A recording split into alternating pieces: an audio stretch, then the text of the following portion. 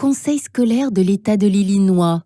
Guide destiné aux parents sur les droits et responsabilités en matière d'éducation des élèves souffrant d'un handicap et ne parlant pas anglais.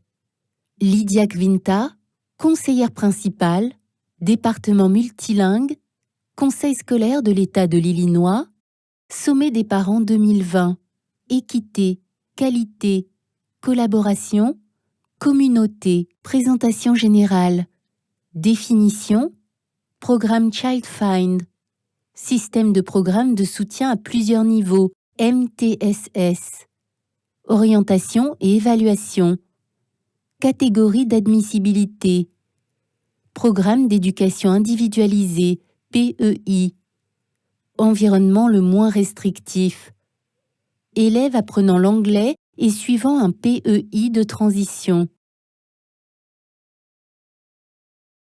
Définition. Un élève apprenant l'anglais est un élève qui est éligible à participer à des programmes de soutien au cours de son apprentissage de l'anglais et qui a été identifié lors de l'enquête sur la langue maternelle Home Language Survey et d'un processus de sélection mené par le district scolaire. Un élève souffrant d'un handicap est un élève qui a reçu une évaluation orthopédagogique et qui, suite à cette évaluation, a été jugé admissible au service orthopédagogique dans une ou plusieurs des catégories de handicap définies dans le cadre de la loi intitulée IDEA. Obligation légale.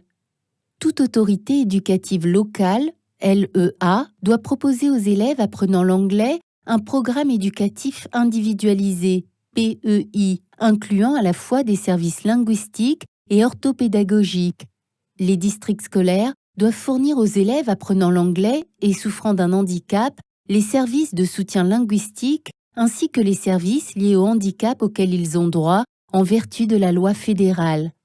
Les districts doivent également informer les parents d'un élève apprenant l'anglais et suivant un programme d'éducation individualisée, PEI, sur la façon dont le programme d'enseignement des langues répond aux objectifs du PEI de l'enfant.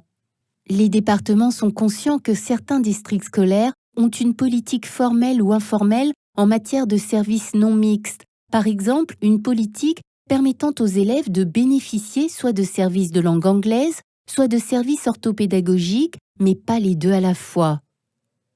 Dans d'autres districts, la politique est de retarder les évaluations des élèves apprenant l'anglais et souffrant d'un handicap dans les services orthopédagogiques et connexes pour une période déterminée du fait de leur statut d'élève apprenant l'anglais.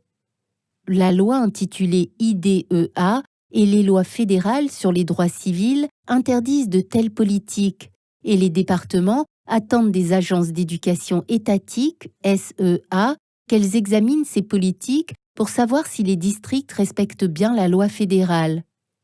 De plus, même si un parent d'un élève apprenant l'anglais et souffrant d'un handicap refuse les services liés au handicap en vertu de la loi intitulée IDEA ou de la section 504, cet élève handicapé demeure en droit de bénéficier de tous les droits et services relatifs à l'apprentissage de la langue anglaise tels que décrits dans cette directive. Courrier adressé aux collègues de département de la justice, division des droits civils et département de l'éducation, bureau des droits civils, le 7 janvier 2015, section F.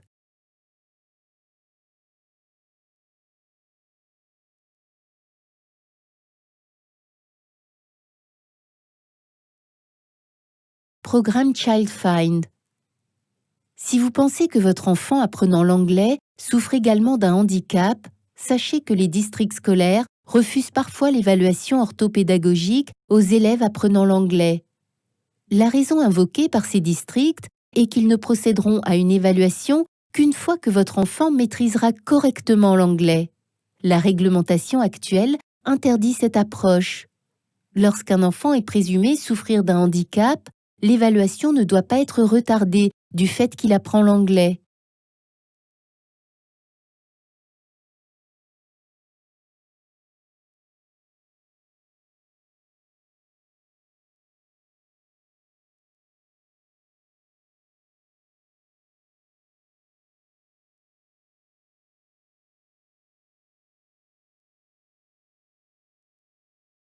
programme ChildFind.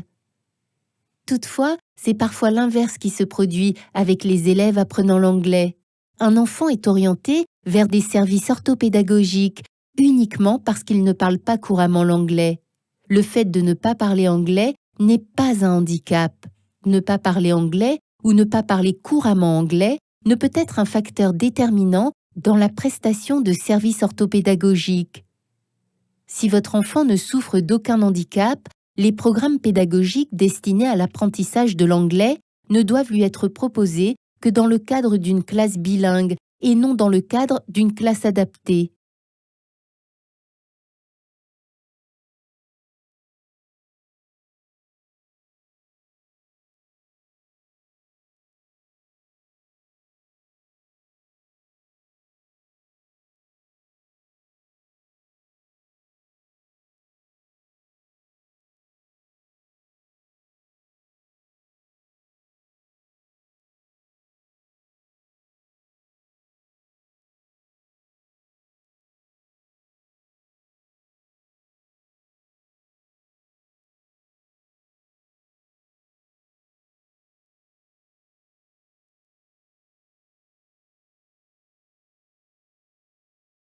Système de programme pédagogique à plusieurs niveaux, MTSS. Si votre enfant est un élève apprenant l'anglais qui a des difficultés scolaires, il est parfois difficile de faire la distinction entre les difficultés liées à l'apprentissage d'une langue et un handicap. En cas de doute, il serait prudent de placer votre enfant dans le processus MTSS. Ce processus doit tenir compte des différences culturelles et des schémas linguistiques présents dans la langue dominante de votre enfant. Niveau 3, enseignement intensif et personnalisé. Niveau 2, intervention pour groupes ciblés. Niveau 1, enseignement universel.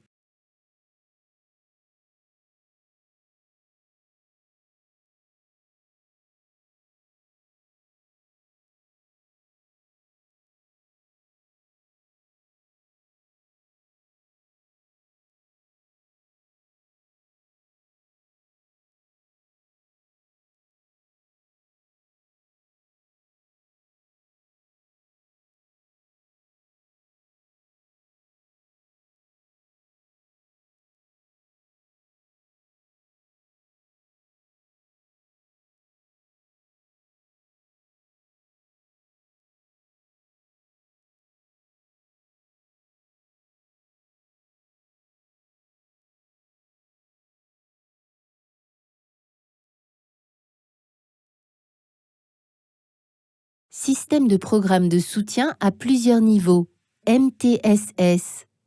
Le processus MTSS doit commencer par l'évaluation du niveau de maîtrise de la langue dominante de votre enfant, suivi par l'établissement des similitudes et des différences entre cette langue et l'anglais.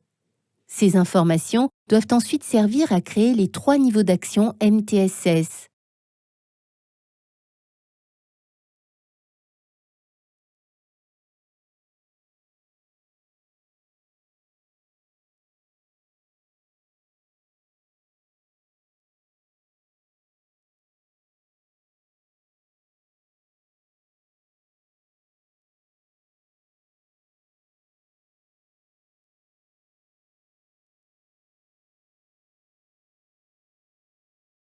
Orientation et évaluation. Si votre enfant est un élève apprenant l'anglais et qu'il est présumé souffrir d'un handicap, il doit être évalué dans sa langue dominante, d'une manière non discriminatoire et respectueuse de sa culture. Le statut d'élève apprenant l'anglais et le niveau de maîtrise de l'anglais de votre enfant ne doivent pas retarder son évaluation en vue de bénéficier de services orthopédagogiques.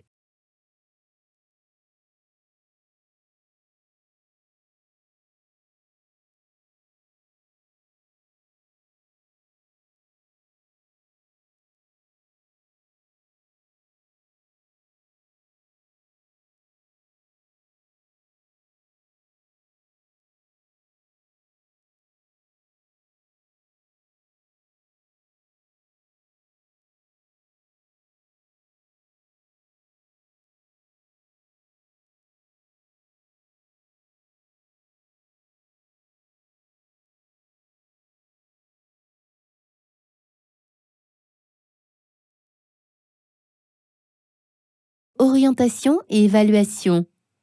L'évaluation de votre enfant doit comprendre des documents du pays d'origine de votre enfant, le cas échéant et s'ils sont disponibles, traduits en anglais, des observations effectuées dans des environnements divers, un entretien approfondi avec vous et éventuellement avec d'autres membres de la famille pour définir les antécédents médicaux de votre enfant, les étapes importantes dans l'apprentissage de sa langue dominante et son fonctionnement par rapport à ses frères et sœurs, à d'autres proches et à des camarades ayant la même culture et un bagage linguistique similaire.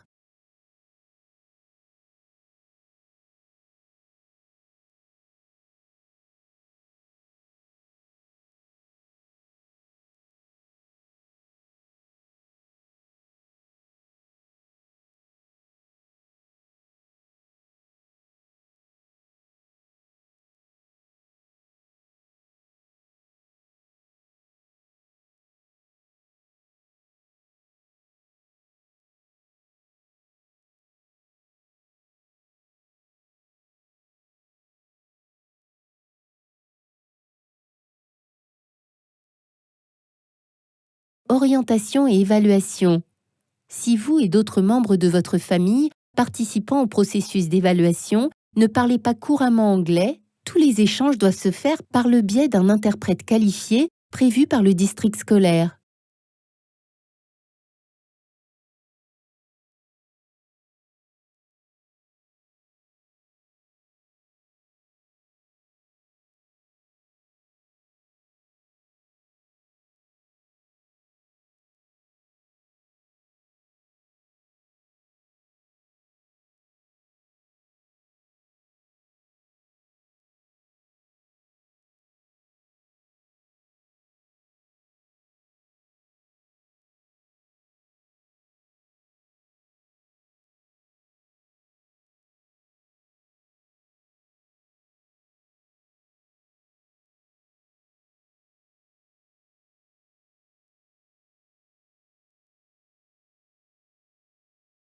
Orientation et évaluation.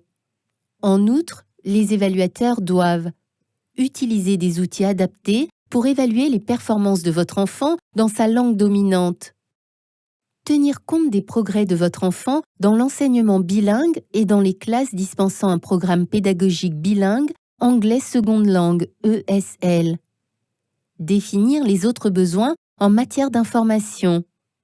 Éviter de communiquer les notes si les règles ne sont pas adaptées aux élèves en cours d'apprentissage de l'anglais. Inclure des représentants spécialisés dans l'enseignement bilingue.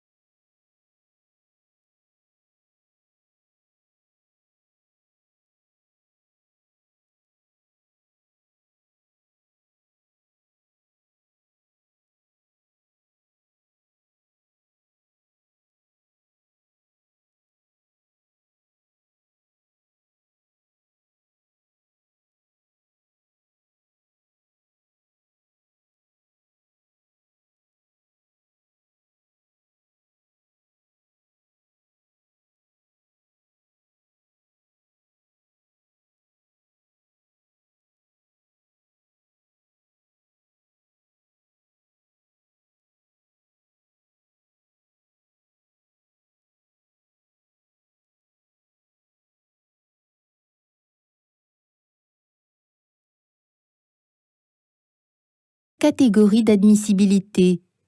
Pour qu'un enfant puisse bénéficier de ces services, son handicap doit avoir un effet négatif sur ses résultats scolaires et nécessiter un enseignement spécialisé ainsi que des services connexes pour lui permettre de progresser dans le programme d'enseignement général. Les élèves peuvent bénéficier de services dans une ou plusieurs catégories. Un enfant ne peut aucunement être identifié comme enfant souffrant d'un handicap au prétexte qu'il parle une langue autre que l'anglais et qu'il ne parle pas ou ne comprend pas bien l'anglais.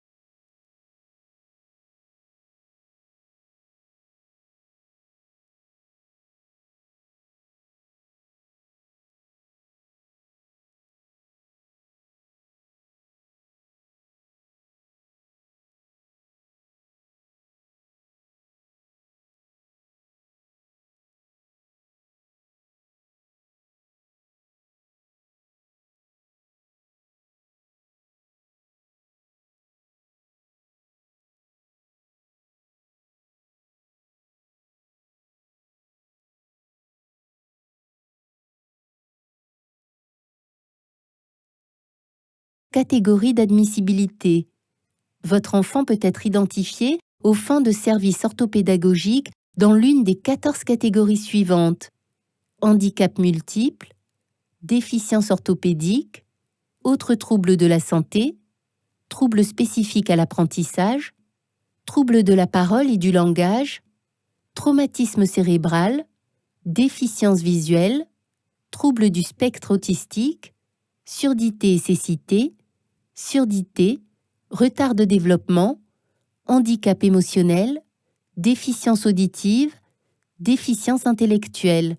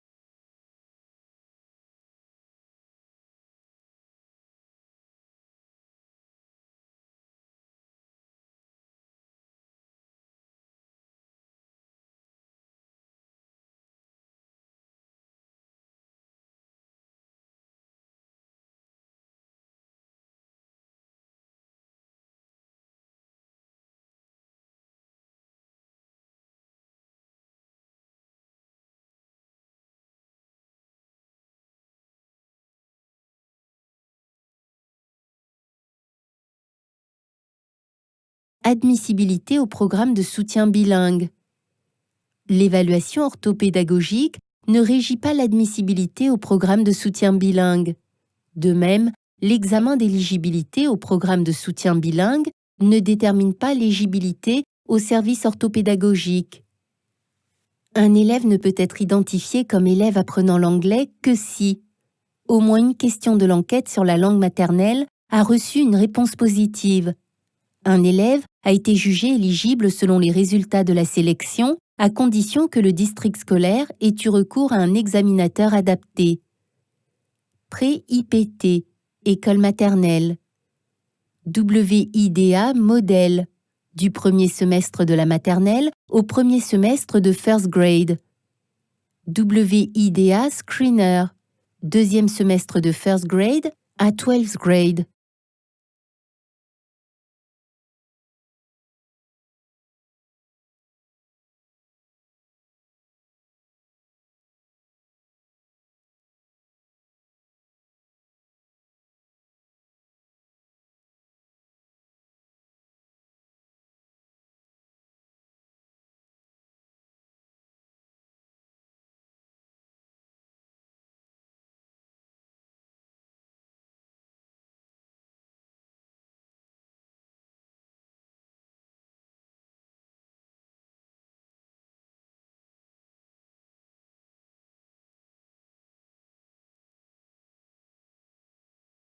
Programme d'éducation individualisée, PEI. Avant chaque réunion de PEI, laquelle doit se tenir au moins une fois par an, les parents, tuteurs d'un enfant suivant un PEI, doivent recevoir une notification indiquant l'objet de la réunion et les garanties procédurales. Un avis de réunion et une copie des garanties procédurales doivent vous être fournis dans votre langue dominante, maternelle, à moins que vous n'ayez signé une décharge et demandé ces documents en anglais.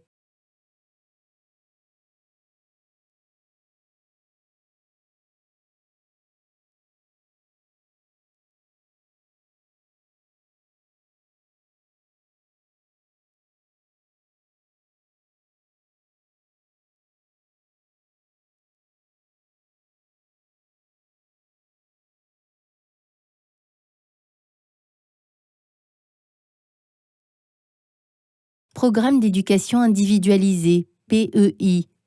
Les informations concernant la langue principale de votre enfant et la vôtre, figurant à la page 1 du document concernant le PEI, doivent être exactes et correspondre à celles que vous avez fournies lors de l'enquête sur la langue maternelle.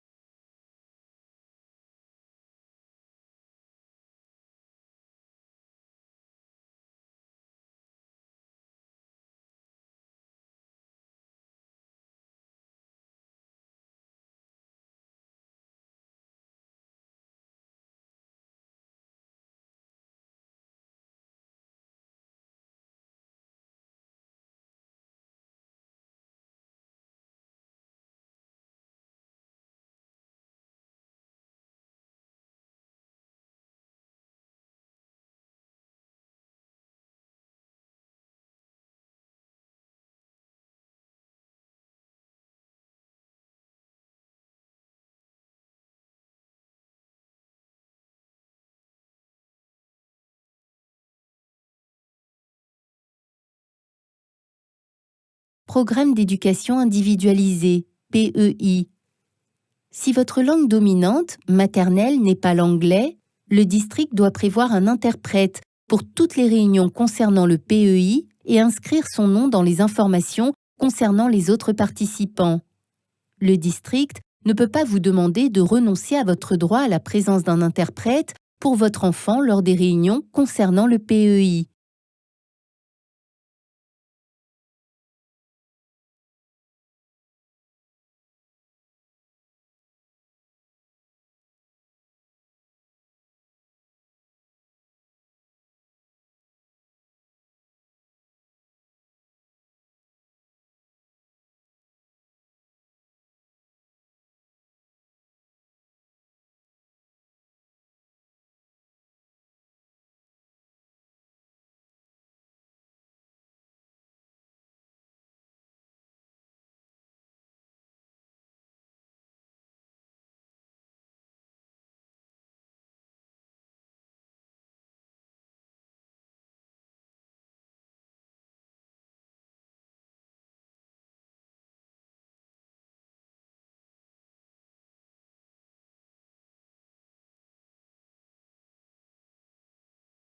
Programme d'éducation individualisé, PEI.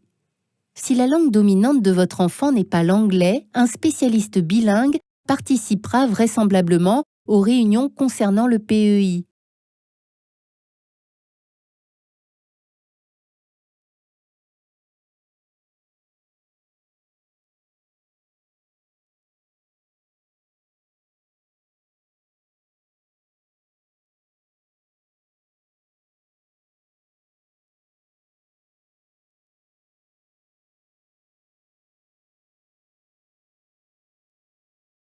Programme d'éducation individualisé, PEI.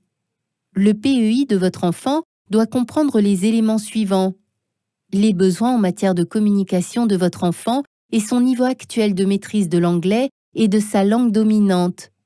Si votre enfant apprend l'anglais, le PEI doit tenir compte des adaptations linguistiques et culturelles dont votre enfant pourrait avoir besoin. Informations sur l'examen Access ou sur l'examen Alternate Access et liste des aménagements dont votre enfant doit bénéficier pendant le test.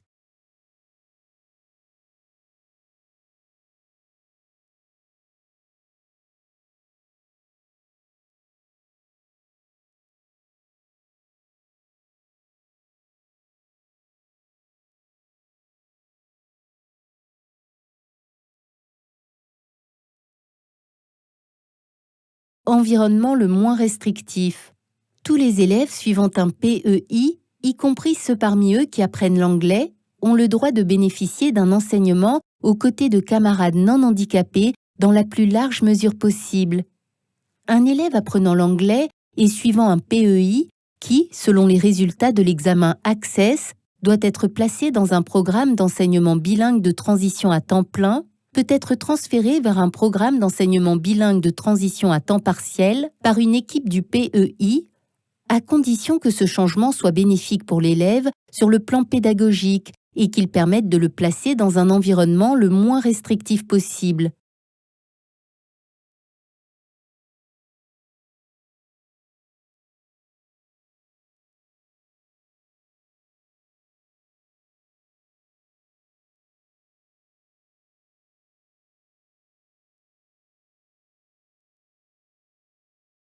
Environnement le moins restrictif. L'équipe du PEI n'a pas le droit de renoncer au programme de soutien bilingue pour un élève identifié comme étant un élève apprenant l'anglais. L'équipe du PEI ne peut pas obliger les parents, tuteurs d'un enfant apprenant l'anglais à refuser que ce dernier participe au programme de soutien bilingue. L'équipe du PEI ne peut pas décider que les programmes de soutien bilingue pour les élèves apprenant l'anglais soient dispensés uniquement suite à consultation. Les programmes de soutien bilingue sont des services fournis directement à un enfant qui ne peuvent être proposés que sur consultation.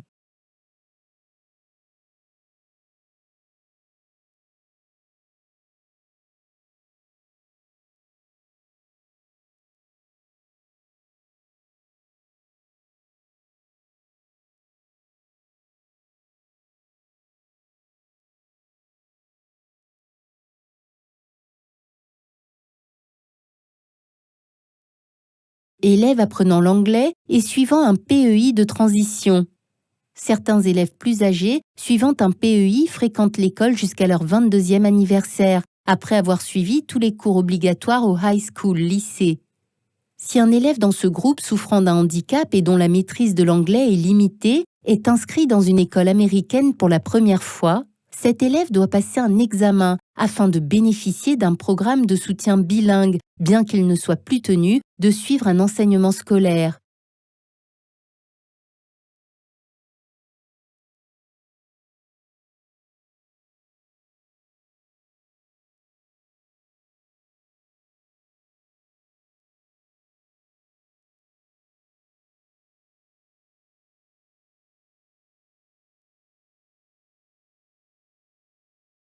Élève apprenant l'anglais et suivant un PEI de transition.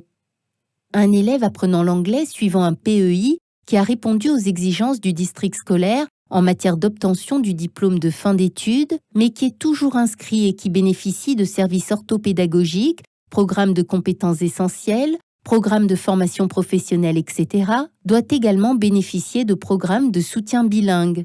Cependant, il n'est plus tenu de passer l'examen Access.